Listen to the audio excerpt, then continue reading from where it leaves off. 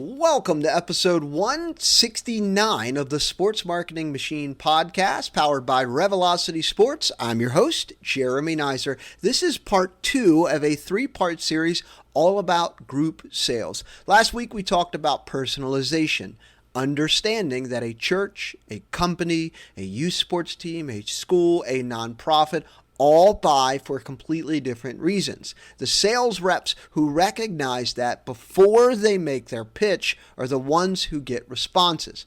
I have put a link in the show notes that you can pop over and take a listen to that episode, because this episode we build on it. Today, we're going to be talking about something I kind of hit on specifically on the web page side of things on episode 154, which was all about reducing friction on your group sales page on your website. I'll also have a link as I walked through this and gave some real world examples and some videos and what have you. So if you haven't heard 154, take a listen to that one too. So there's 2 that you could tune into. Both links are in the show notes. The short version though from that episode 154 about reducing friction is this. Group buyers or planners, they're office managers, HR directors, coaches, teachers, team moms. They're all trying to organize an event without creating more work for themselves. So if your group sales page makes them think too hard, they leave. That's called cognitive load. The mental effort required to process information quietly kills group sales. And I hit on this in that episode 154 was, what are the 4 questions that every person who's organizing a group sales page think when they go to your page? They say, is this for me? What do I get? What does it cost? And what do I do next? That episode 154, was all about the page. Today's episode is applying that exact same thinking to your outreach, your emails, your cold calls, your follow-ups. That same friction that kills conversions on your group sales page also kills responses in your inbox. Same problem, just a different channel. Let's get to it.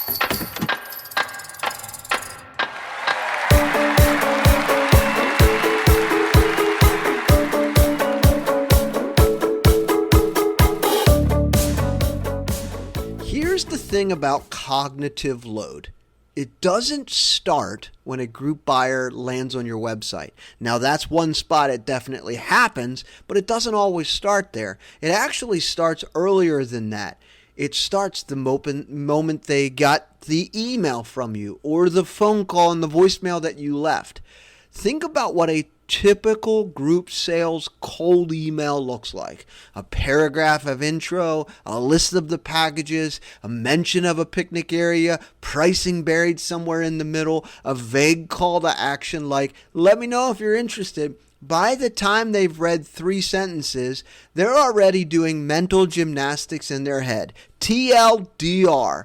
Too long, didn't read. They're trying to figure out if it's relevant to them. They're trying to extract the key information from the wall of text. They're just trying to figure out, what are you even asking them to do? That is friction, just like on your website. Confused people don't respond. A group sales rep shared with me an email that she was sending to corporate company prospects for an entire season. It was 4 or 5 paragraphs long. It listed a bunch of different packages and tiers. It mentioned picnic areas and suite options, group seatings, all as separate considerations. At the end, it says, hey, feel free to reach out if you have any questions. She sent that over to 250 companies. She only got 5 to 10 responses. When we stripped that down to really 3 sentences, maybe 4, and 1 clear question, her response rate tripled. The content wasn't the problem, the friction was. The long email isn't a thorough email. It's a hard email, and hard emails don't get read. There's too much stuff in there. Remember, the people you are emailing, HR directors, office managers, CEOs, presidents, founders, whatever it is, like they're busy. They've got a lot going on in their lives. So when you put a wall of text and you put 9 paragraphs in there, They're not going to read it. Remember those 4 questions that I mentioned earlier from episode 154 that every group sales page has to answer? Let's run your outreach through that same test. Is this for me? Your email needs to single relevance in the first sentence, not the third, not after a generic intro about your team and your season, the very first line. If you're emailing an HR director, the first line should make her think, yes, this is for someone like me. If you are emailing a youth pastor or a church pastor, same thing. The first line could be sent to anyone on your list. You're not doing your job. But if that youth pastor says, hey, I was just thinking about doing something for my congregation or for my volunteers or my youth groups here, like now you're speaking their language in a very quick first sentence, right? Because they don't have a lot of time to read through a lot of different things and respond and what have you. You got to be short. You got to be punchy. Here is an example of one. Hey, Sarah, I'm reaching out from the River Dogs to share some exciting ticket options for the upcoming season. This could have been sent to 500 people. It signals nothing. A better opener would be, hey, Sarah, I see a lot of HR teams in our community use our ballpark for an employee appreciation event. Wanting to see if that's something on your radar to plan this summer. Now she knows, hey, this is for me. I'm an HR director, and it says, and it calls out HR teams are doing something like this for their companies, for their offices during the summer. So she immediately thinks, this is for me. All right, question number 2. What do I get? In episode 154, I made the case for bullet points over paragraphs on your website. Same rule apply here. If you're going to mention what's included, make it scannable. 3, maybe 4 bullets max. Nobody reads a paragraph of package details in a cold email. Sorry. Instead of, our group packages include reserved seating in our dedicated group area and a scoreboard recognition, access to our picnic area with catering options and discounted pre-ticket based on prices of group tickets. Nobody's reading that, and that was even hard for me to say out loud. Try this instead. Here's what's included. Everyone sits together. You get recognized in-game. We've got food and drink opportunities. That's it. No logistical headaches. Like, you don't need to say dedicated group area. You don't need to say all that because they're not thinking about that, right? No logistical headaches. Keep it simple in simple sentences. 6 words, 8 words. Keep it super simple.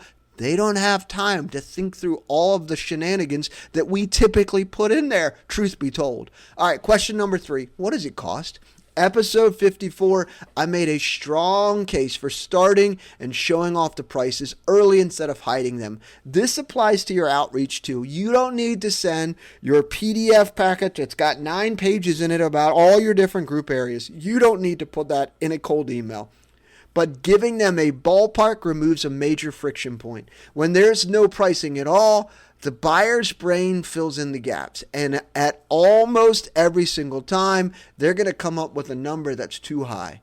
If you put in there a simple starting at $22 per person or $33 per person, or most suites in our 14-person suite with food is $2,500. Keep it simple so they'll say, yeah, that seems reasonable. I can do that. Most groups are in the 50 to 100 person range, spend about X. That does a lot of work for them because they don't have to think. A rep that I worked with in the past hesitated to include pricing in their outreach because he was really worried it would scare people off. So we tested it. One version of his email had 0 pricing, no pricing. And then we had another one that says, hey, it starts at $12 per person. The version with pricing had significantly higher response rate, not because $12 was cheap, but because it removed the uncertainty. People could self-qualify. The ones who responded were already past sticker shock. He was spending less time on calls that were never going to close. He was spending more time on ones that already knew the price, already knew what they were getting into, and knew that he was going to take care of all the work for them, and all they had to do was just show up and have fun. That was it.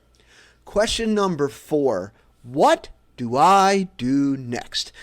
This is actually humorous because you would think a lot of group salespeople put some sort of call to action in there.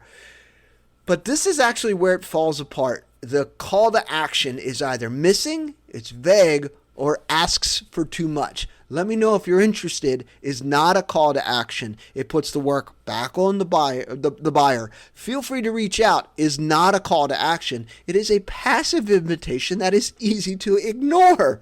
Episode 154, I made the case that one clear call to action on your group sales page makes the most sense. Same rule here. One ask, make it low friction. Don't ask for a meeting on the first email. Ask for a yes or a no. Ask a simple question. Instead of saying, feel free to reach out to me if you have any questions, or if you'd like to learn more about our group offerings, try, hey, would it be worth a 10-minute conversation to see if dates work, or is an employee appreciation event something that you handle, or is there someone in your office that plans these? One question, easy to answer, low commitment. One email, one ask. The more decisions you force a buyer to make, the less likely they are to make any of them, truth be told. All right. This next part I like to call the caveman test. So if you listen to episode 154, I talked about your website and how people view websites and they look at things, they scan things. They're like cavemen, right? The idea that your page on your website should be clear enough that someone with zero context should understand what you're offering and what to do next within 5 seconds applies the same to your email outreach.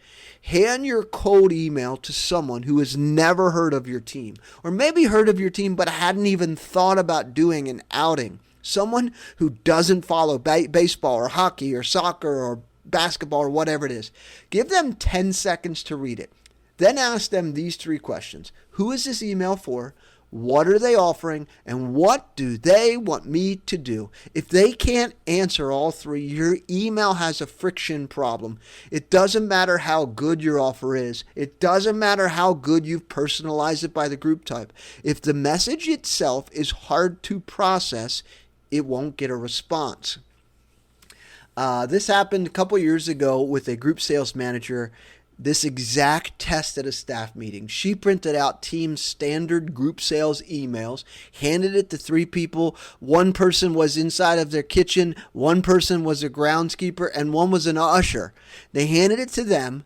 They have nothing to do with group sales, and after 10 seconds, not a single one of them could clearly state what the email was asking them to do. One of them thought it was an invitation to a game, not a sales pitch. And that, my friend, is the turning point here. Within a week, the entire outreach template had been rewritten from scratch, and they started to use it. A simple way that you could do this is really take your emails that you typically send to people about doing group outings, put it into Claude, put it into ChatGPT, and say, hey, does this pass the caveman test? Is this simple for them to understand? Is this easy for them to get it, to know what they're getting into? Does this reduce friction? Because when you reduce friction, you will sell more tickets. All right. Here is the main takeaways from this episode. I always try to give you main takeaways from every single episode.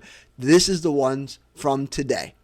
The friction that kills conversions on your group sales page on your website exists in your sales outreach too. Same problem, different channel. Run your cold email through the 4 questions. Is this for me? What do I get? What does it cost? And what do I do next? You can even give those 4 questions to Claude or ChatGPT with your emails that you typically send, your cold emails, and have them rewrite it for you. You don't need me to do that. Just have Claude, but you got to give it some context. Claude or ChatGPT, and it will do it for you, right? Apply the caveman test. If someone outside of your organization can't tell who the email is for and what you want them to do within 10 seconds, rewrite it. Have Claude or ChatGPT help you out with that. One email, one ask. Make the next step as easy as possible. If you want to go deeper on the group sales page side of things, go back and listen to episode 154. Also put the video in there where I walk through all of it with you, right? It covers the page level version of everything that we talked about today.